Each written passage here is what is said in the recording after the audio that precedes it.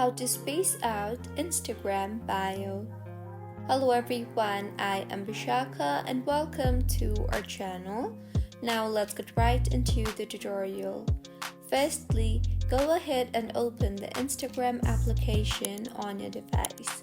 Make sure you are signed in, and now tap on your profile icon on the bottom right of your screen and further tap on the edit profile button you see there in order to be able to make changes on your bio.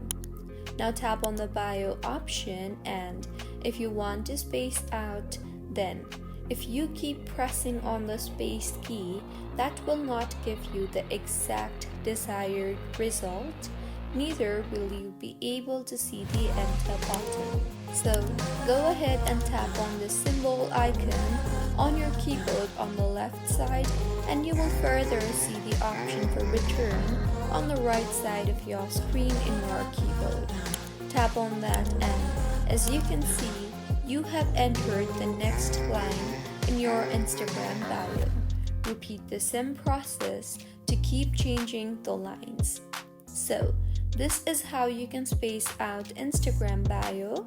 If you find this tutorial helpful, please like the video and do subscribe to our channel for more contents like this. Thank you for staying with us until the end.